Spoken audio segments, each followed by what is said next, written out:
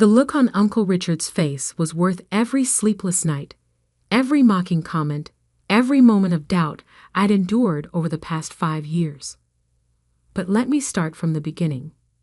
My name is James Sullivan, and I never took the traditional path.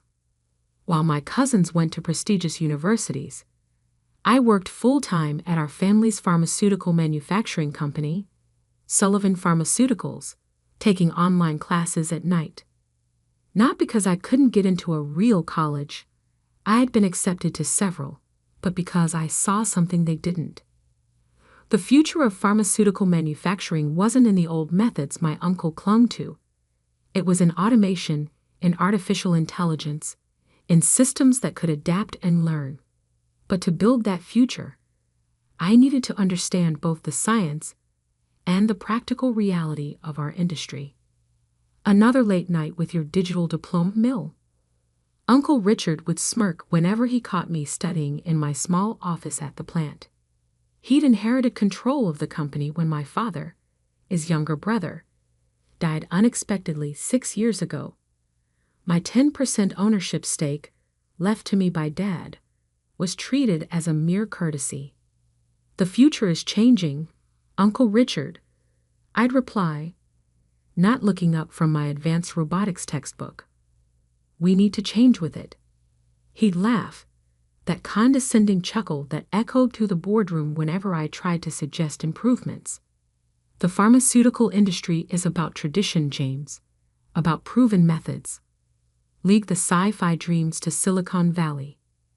But while he was dismissing my ideas, I was watching our competitors. Watching them struggle with the same problems we faced: contamination issues, production delays, quality control failures. Problems I knew could be solved with the right technology. My online degree wasn't just in engineering, it was a specialized program in pharmaceutical manufacturing automation. While my cousins were partying at their Ivy League schools, I was spending every free moment in our manufacturing plant, learning every process, every failure point, every opportunity for improvement. And I was building something that would change everything. "You're wasting your time," my cousin Michael, Uncle Richard's oldest son, told me one day. He just graduated from Harvard Business School and had been fast-tracked to VP of Operations. "Dad's never going to let some kid with an internet degree make major changes to his company." His company. That's how they all thought of it. They'd forgotten that my father had been the one to modernize Sullivan Pharmaceuticals in the first place, taking it from a small local operation to a regional powerhouse. They'd forgotten that his stake, my stake now, had been earned through innovation, not inheritance. But I hadn't forgotten, and I hadn't been wasting my time. For 3 years, I worked on my project in secret. During day shifts, I was just another mid-level employee, running quality control tests and maintaining equipment. But at night, in a small lab I'd set up in my apartment, I was building the future. I called it the Adaptive Manufacturing Intelligence System, ANIS, for short. It was more than just an automation system. It was an AI-driven platform that could monitor, adjust, and optimize pharmaceutical manufacturing processes in real time. It could predict equipment failures before they happened, adjust formulations for maximum efficiency, and ensure quality control standards that far exceeded FDA requirements. The patent application was filed under my name personally, not the company's. Uncle Richard's dismissal of my hobby meant he never asked me to sign an intellectual property agreement for my after-hours work. His arrogance would prove to be his biggest mistake. I finished my degree the same week I received notice that my patent had been approved. The timing couldn't have been better. Sullivan Pharmaceuticals was in trouble. Our largest competitor had just launched a new automated manufacturing system that cut their production costs by 30%. Our stock was falling. Shareholders were getting nervous. Uncle Richard called an emergency shareholders meeting. I sat quietly in the back, watching him try to calm the nervous investors with promises of cost-cutting measures and efficiency improvements. "We're implementing new standard operating procedures," he assured them, shooting a warning glance at Michael, who was squirming in his seat. What the shareholders didn't know was that 3 batches had failed quality control that week alone. At this rate, we'd lose our FDA certification within months. "Perhaps," I spoke up, my voice carrying across the suddenly silent room, "we should discuss alternative solutions." Uncle Richard's face darkened. "This isn't the time for your theories, James. The adults are talking." I stood, straightening my tie, the same tie Dad had worn to his first board meeting. "Actually, Uncle Richard, this is exactly the time. Especially given the failed batches you're trying to hide from the shareholders." The room erupted in concerned murmurs. Michael half rose from his seat, but Uncle Richard waved him down. "Your online degree is worthless," he announced, trying to regain control of the room. "Step aside and let real businessmen handle this." I smiled, feeling the weight of the documents in my briefcase. Dad had always told me timing was everything in business. He was right. "Without this," I said calmly, pulling out my patent documents, "your company is worth nothing." The room went silent. "What are you talking about?" Uncle Richard demanded, but I could see the fear creeping into his eyes. I opened my laptop, connecting it to the presentation screen. "Let me show you the future of pharmaceutical manufacturing. The future I've spent the last 3 years building while you were busy mocking my education." As ANIS came to life on the screen, I caught a glimpse of my reflection in the darkened window. I saw Dad there, in my stance, in my determination. He'd always believed in me, always supported my unconventional path. Now it was time to show everyone why. The shareholders leaned forward as I began my presentation, their eyes widening as they realized what I'd created. Uncle Richard sank into his chair, his face pale, as the full implications of my patent became clear. Sometimes the best revenge isn't in proving others wrong. It's in proving yourself right. And I was just getting started. The presentation screen glowed behind me as I demonstrated ANIS in action. I'd installed a test version in a sealed section of our manufacturing plant, another detail Uncle Richard had been too arrogant to notice. "Over the past 3 months," I explained, pulling up the comparison data, "this system has run parallel to our current production line. The results speak for themselves." The numbers flashed across the screen. 45% reduction in production costs, 98% decrease in quality control failures, real-time adaptation to manufacturing variables that had plagued the industry for decades. "Impossible," Michael blurted out. "Those numbers can't be real." I smiled, clicking to the next slide. "The FDA certification team visited last week. Would you like to see their preliminary report?" Uncle Richard's face had turned an interesting shade of purple. "You had no authority to install experimental systems in our facility. This is a violation of—" "Actually," I interrupted, "I had full authority. Check my employee contract. As quality control supervisor, I'm empowered to test new quality assurance methods. Everything was done by the book." I turned to the shareholders. "What you're seeing isn't just an improvement. It's a revolution in pharmaceutical manufacturing. And the patent?" I held up the documents.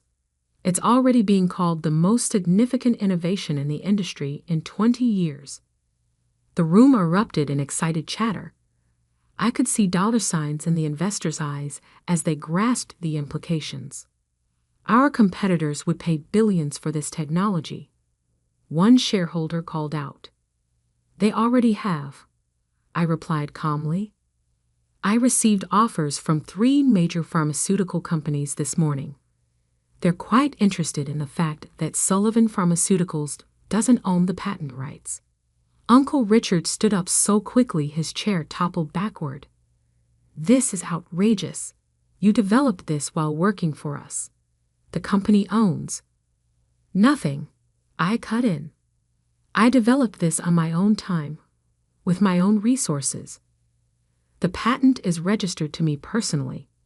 Your repeated insistence that my work was worthless and unofficial meant you never had me sign an IP agreement. A fact my lawyers thoroughly documented.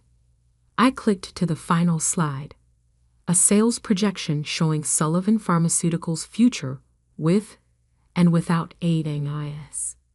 The contrast was stark. Without this system, we'll lose FDA certification within 6 months. Our competitors' automated systems have made our current methods obsolete. With ANIS, I gestured to the upward climbing graph. We become the industry leader in pharmaceutical manufacturing technology. The boardroom doors opened, and 3 people walked in. Uncle Richard's face went from purple to ash white as he recognized them.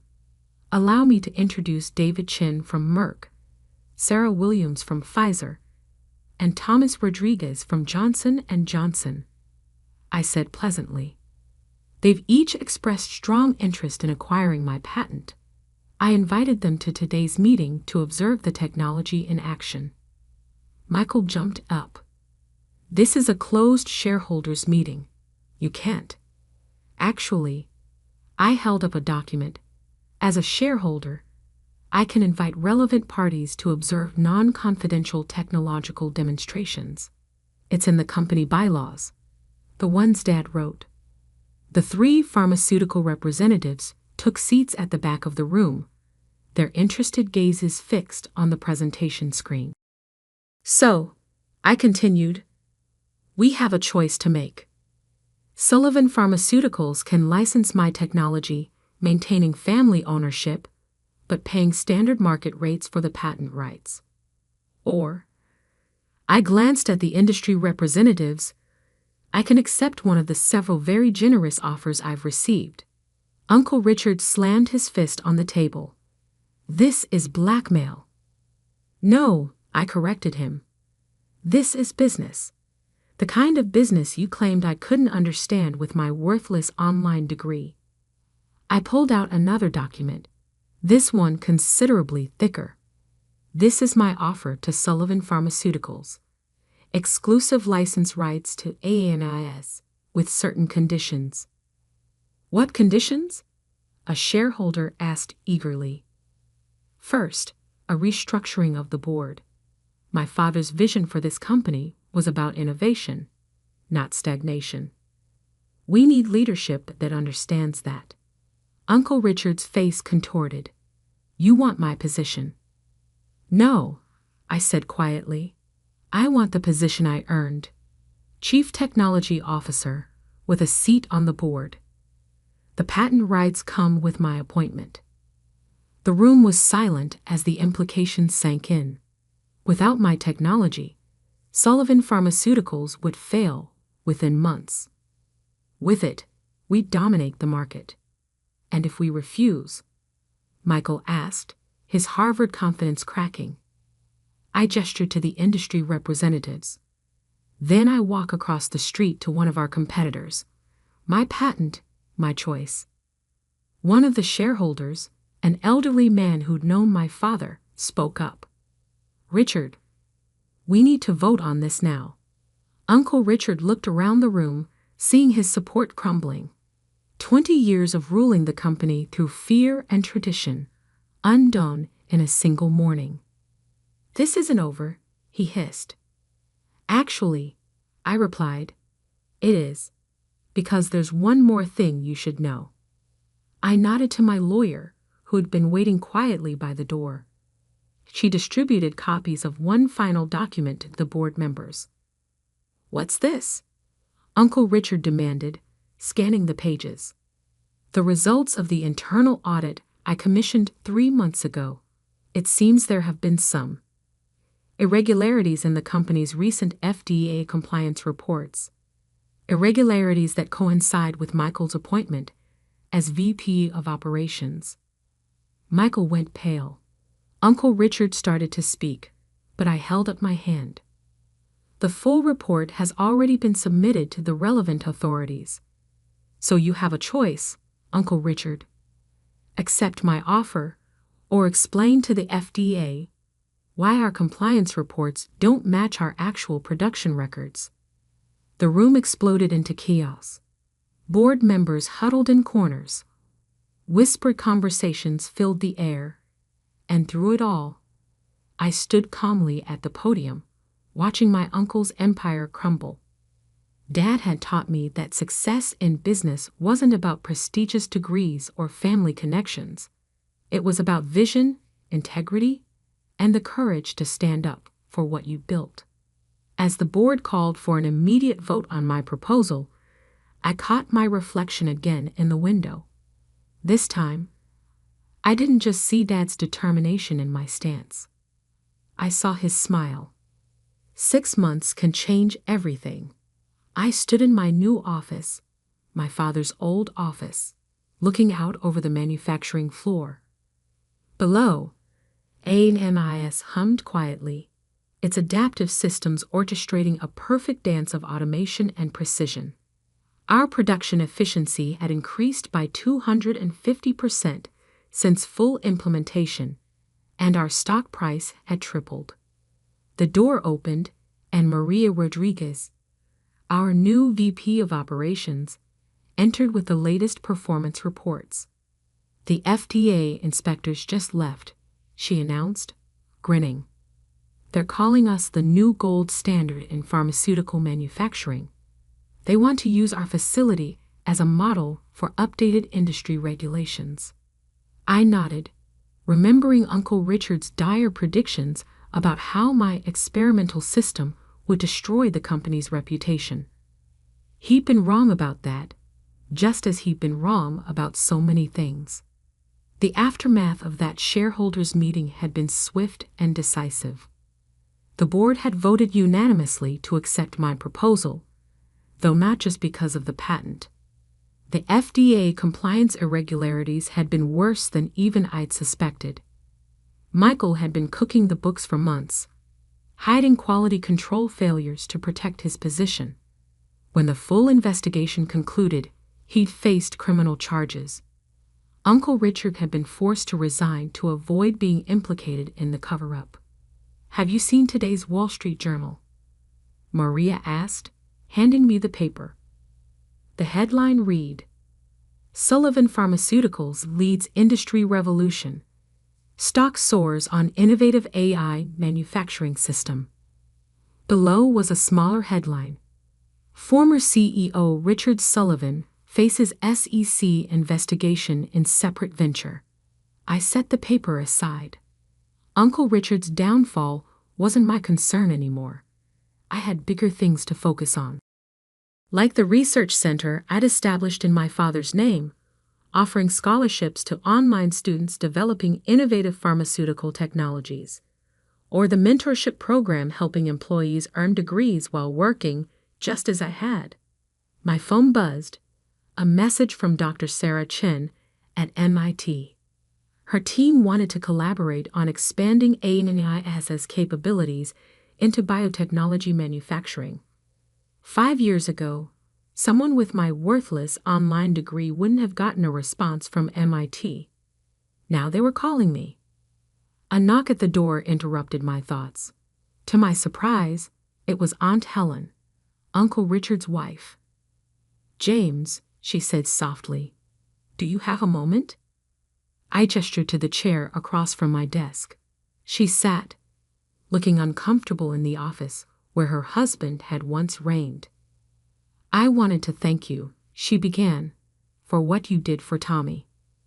Tommy was my youngest cousin, Uncle Richard's second son. Unlike Michael, he'd never fit the mold of the privileged executive. He'd been quietly taking online engineering courses, hiding his studies from his father just as I had. After the shakeup, I'd found his application in the HR system, rejected on Uncle Richard's orders. Now he was thriving in our technical division, his worthless online degree proving just as valuable as mine had. Tommy earned his position, I replied, just like everyone else here. Aunt Helen nodded, tears in her eyes. Richard was wrong about so many things. About you, about education, about how to run this company. She paused. Your father would be proud. Would he? I looked around the office, at the changes I'd made. The old mahogany furniture had been replaced with modern workstations. The walls of family photos now shared space with technical diagrams and real-time manufacturing displays. But his most important lessons remained: integrity, innovation, and the courage to forge your own path. My computer chimed. An alert from ANEIS.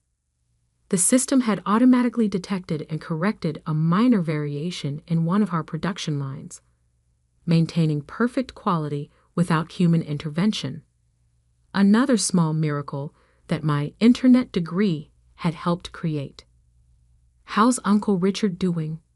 I asked, though I already knew. The industry newsletters kept track of his attempts to start over, each one failing as investors remembered the FTA scandal. He's adjusting, Aunt Helen said carefully. The SEC investigation has been difficult, but maybe it's what he needed. He's finally realizing that the world has changed. Indeed it had. Sullivan Pharmaceuticals had transformed from a traditional manufacturing company into a technology leader. Our market cap had grown from $50 million to over $2 billion in 6 months. Competitors who had once dismissed us were now licensing our technology. And it had all started with an online degree and a dream that wouldn't die. My assistant buzzed in. The quarterly board meeting was about to start. Aunt Helen stood to leave. James, she said at the door, I heard about the scholarship program you started. The one for online students. I nodded. Richard saw it too. He didn't say anything, but I think he finally understands what he failed to see before. After she left, I walked down to the manufacturing floor. The employees no longer stopped working when the boss appeared. They were too engrossed in their tasks, too proud of their contributions to this new era of pharmaceutical manufacturing. Tommy was at his station, fine-tuning one of ANEIS's sensor arrays. His online degree in robotics engineering hung proudly on the wall of his workspace, just like mine did in the office upstairs. How's the calibration going? I asked. He grinned, gesturing to his screen. The AI suggested a modification to the sensor alignment. It's improving accuracy by another 3%. I watched the system work, marveling at how something that had started as sketches on my apartment wall had grown into this. The future of pharmaceutical manufacturing, built by a kid with an online degree who refused to believe his education was worthless. Back in my office, I opened my desk drawer and pulled out the nameplate that had once sat on Uncle Richard's desk. Richard Sullivan, CEO. It read in pompous gold letters. I dropped it in the recycling bin. My new nameplate was simpler, cleaner. James Sullivan, Chief Technology Officer. Below it was a small engraving of the first line of code I'd written for ANEIS, back when it was just a dream. The board meeting would start soon. Another quarter of record profits to report, new innovations to discuss, more boundaries to push. But first, I sent a quick email to the head of our scholarship program. Double the number of online degree scholarships for next year. And add a note to the application. No degree is worthless if you have the vision to use it. Sometimes the sweetest revenge isn't in proving others wrong. It's in proving that success comes not from where you learned, but what you do with that knowledge. And sometimes, a worthless degree becomes priceless when combined with determination, integrity, and the courage to change an industry. Uncle Richard had been right about one thing. Tradition was important in the pharmaceutical industry. But he'd forgotten that every tradition started with someone willing to try something new. As I headed to the board meeting, I passed the company's mission statement, newly updated after my takeover.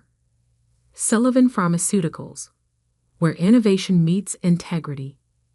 Below it, in smaller letters, was my father's favorite quote: "Education is never worthless. Vision is priceless." He'd been right all along.